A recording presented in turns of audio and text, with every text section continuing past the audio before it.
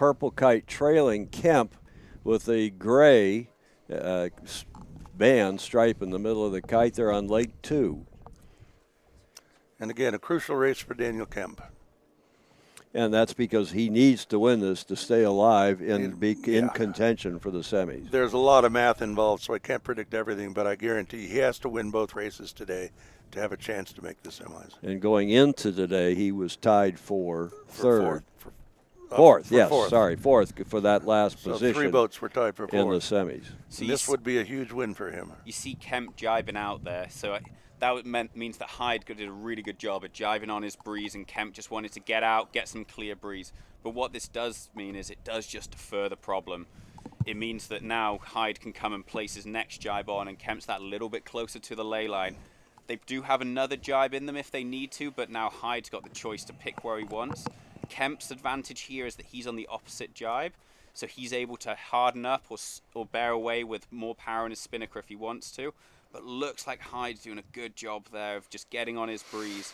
If Daniel Kemp's spinnaker starts collapsing, you see start going a bit wobbly like this, that means Hyde's on it, and Hyde's going to really gain big time here. Hyde's jibe wasn't as good as we're used to seeing from them. But look at this. Is he jibing back? Yeah, Kemp jibing out Kemp here. is jibing away. He's seeing what's happening. Yeah. I think smart move there. If you have power in that kite, you jibe out when you have it rather than just wait and wait and wait. And here now they're setting up to go up. They're out of sync here, so that's good for Hyde, but Kemp's kept his air clear and kept the boat moving fast downwind. They're coming into the gate. They've got about 150 meters or so into the leeward gate at the end of Lake 2. And look at this. He's actually recovered. Yeah. And he's on starboard tack, Matt. Not a great jibe there by Hyde. Just kind of came out a little bit hot. The spinnaker pulled the boat sideways, not forwards. So Hyde coming in with a lot more speed here. You know, Hyde right on his tail here. If I was Hyde there, I might have considered jibing out, taking that speed and getting a split here. But I might have too, you know, they've done a really good job of applying the pressure and turning the screw. Didn't quite work, but they really applied the pressure there and keeping it close. And you see Hyde tacking away. He has to, because the wind is bouncing off the sails of Daniel Kemp and into Hyde's sails, which definitely slows you down. So he had no choice in following him around the same gate to tack then. And so we'll see again. Here we go. If he can find a little breeze outside and perhaps a bit of a lefty, meaning the wind shifting slightly to the left, he'll be ahead. But in Southern California, you know, you'd sort of say that odds are that Kemp is probably going the right way. And he is going. Andy, follow up and tell us why he's going. Well, you have a southwester breeze, and he's going more towards the west. And so as you think the west, the breeze will slowly. The problem is a day like it's a very slow change, and so we'll see if he gets any of that. But if he does get any of that, and here he goes tacking, so he may think. He must believe that he already got some of the header, meaning he was down, sailing more towards the right, and then tack. And, of course, that means you're sailing higher on starboard tack going out. So let's see what happens. Yeah, and Hey-Ho just crossing the line just off your screen now to take his race win. So Hyde coming back. Hyde's got a lot of pressure coming back. He looks like he's fast, but not sure how they're going to come back bow to bow. That's the Hey-Ho-Fong match. My favorite match of the day. I keep trying to start that match. And Hey-Ho has indeed beaten Fong.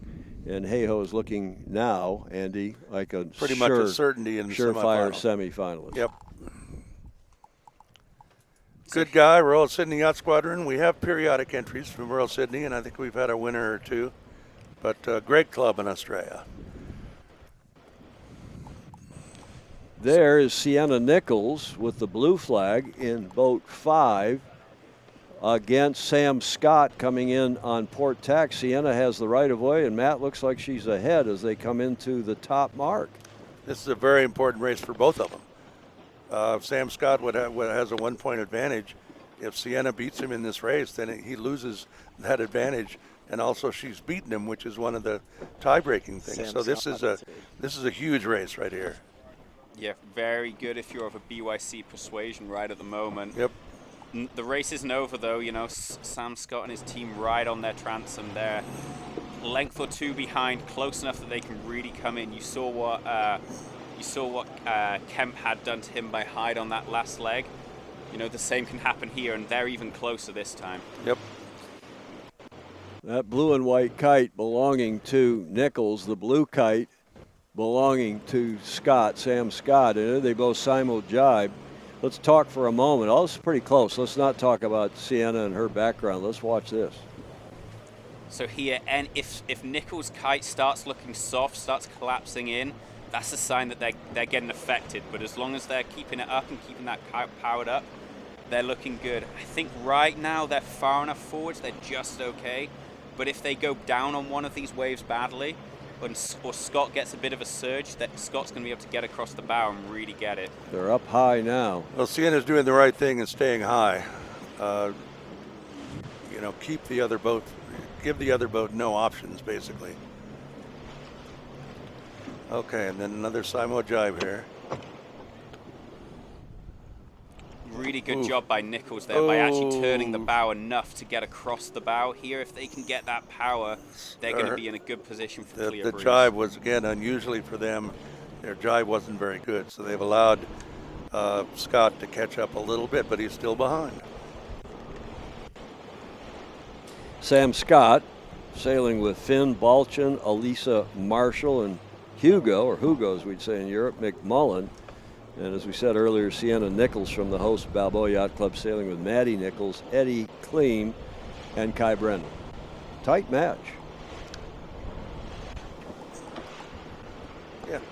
Yeah, I think Nichols there thinking that they had a good amount of speed, go down a wave and jibe and just try and get a little bit of an extension. But what they have done here is put themselves in a vulnerable position. If Scott can gain up to them, they can pin them out. But it looks like they're not going to be able to get there before the marks. Let's go out to our roving reporter, Jeffrey Peterson. He's gone off the left edge of the screen, but he's up close and personal here. Jeffrey, what do you think of this match? Yeah, this one's a bit of a corker. Sienna doing a really nice job defending there, maybe giving a little bit, but I think important to note while you guys were covering the other race, Sam Scott has picked up a penalty and has an outstanding penalty for a failed duck. He tried to duck through and actually had a slight rail-to-rail contact. So Sienna feeling good here. She just needs to play it cool, stay in touch, not do anything aggressive. And Sam definitely back up against the wall. This is a close race, though, so I wouldn't count anything out. But outstanding penalty, meaning this is he's got a mountain to climb to get this one done. Yeah, thank you. We're a little hard to see from up here. That's why we have a roving boat. Yeah, indeed. The Hyde-Kemp match coming downwind into their look at finish this. here. Boats overlapped. We hear some yelling between the two boats. Oh, look at this. So Hyde trying to run into this pin end zone. If he gets within 2 boat lengths, he has rights. Kemp, if he can luff him up, be overlapped and take him outside, he can control it. Looks like Hyde's done a good job of just getting bow forward. I think they could be anywhere in this leaderboard, given a couple little different situations. Andy, what's the implications now? We heard from Jeffrey that Sam Scott owes a penalty. Right. He has to do that loop, as Matt described earlier, before the finish. He can take it any time, but normally they wait till the finish because you can do it quickly and get across the finish line. Sometimes, if you are ahead of your competition in this condition, Matt, by how much? Probably 3-4 boat lengths, maybe 4 boat lengths now. The breeze is built a couple of knots.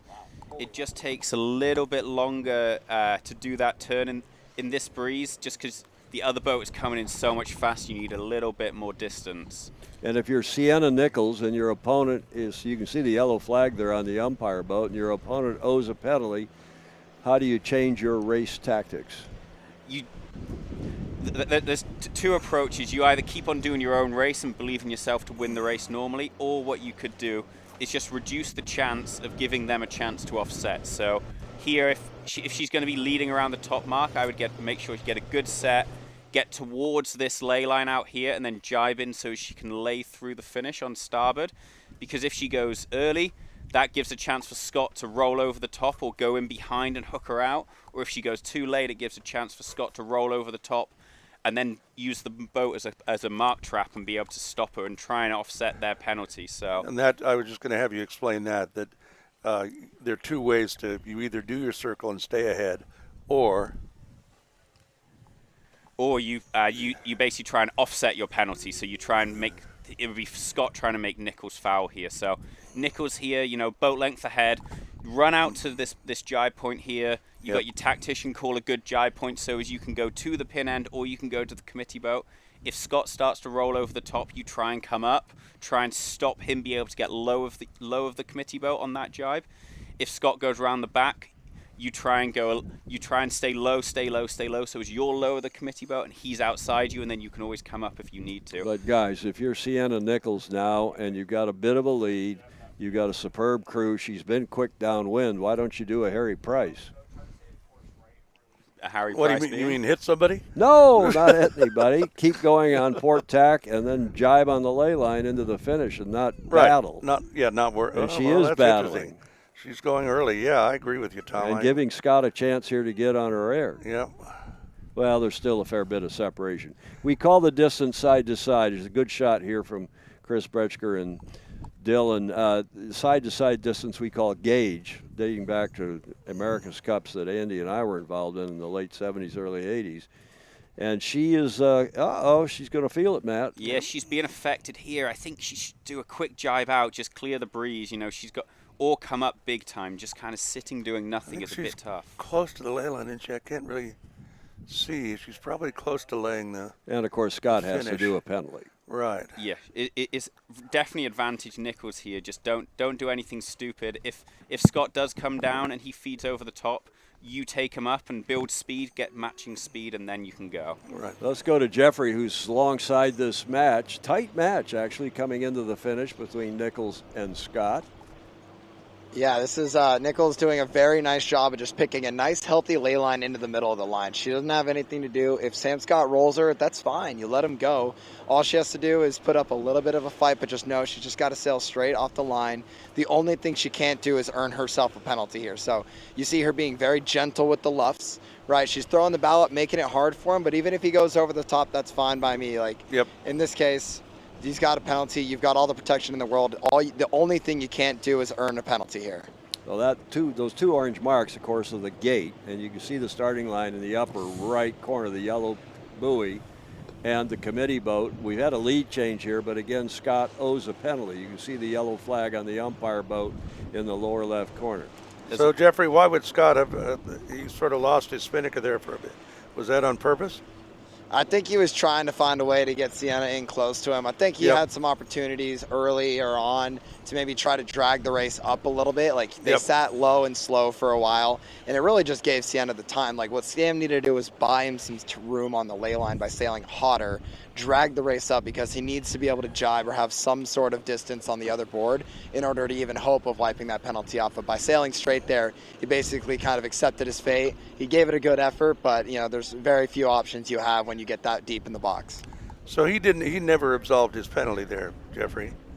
Is that right?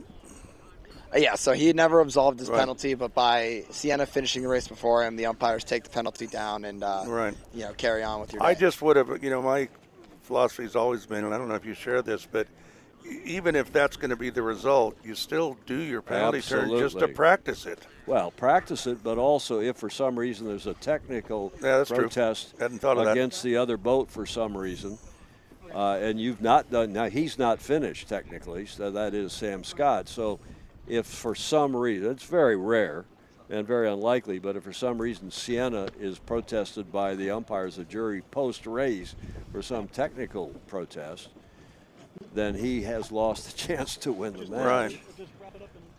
So you always take the penalty, even if it's probably not going to mean anything.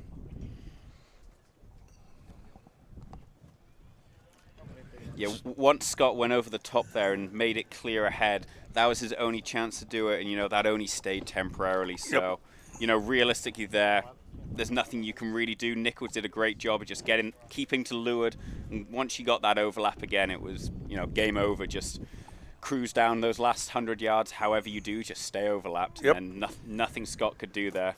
Beautiful shots here good from Chris Bretschker, our director, producer of this telecast. We're out on the water, unlike a lot of sailing coverage, which happens in a studio maybe half a world away. We are out on Adios.